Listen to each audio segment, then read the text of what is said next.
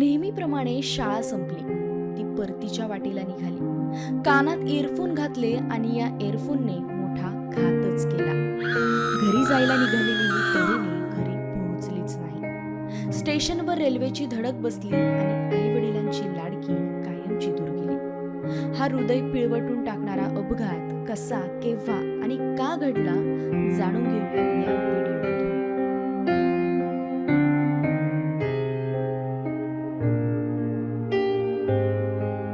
तारीख होती 25 जानेवारी 2025.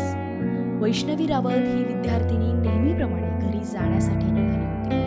पालघरच्या सफाळा रेल्वे स्थानकाजवळ ती पोहोचली. तिच्या कानात इयरफोन होते. तिने रेल्वे रूळ ओलांडायचं ठरवलं. त्याच रुळावरून राजधानी एक्सप्रेस वेगाने येत होती.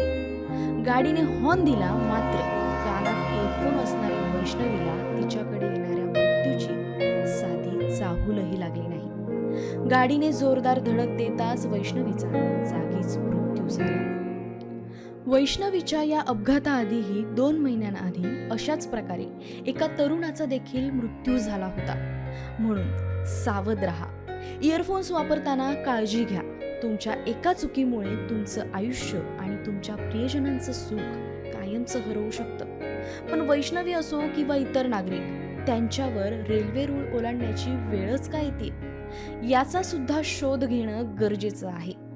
पालघरच्या माकणे परिसरात उड्डाण पूल नाही, त्यामुळे लोक जीव मुठीत घेऊन रेल्वे रूळ ओलांडतात. म्हणून प्रशासनाने याकडे लक्ष द्यावं ही मागणी नागरिकांकडून केली जाते. प्रशासनाने दखल घेत यावरचा पर्याय शोधणं गरजेचं आहे. आणखी कोण्या वैष्णवीच्या जीवाशी खेळ होऊ नये म्हणून काळजी घेणं गरजेचं आहे.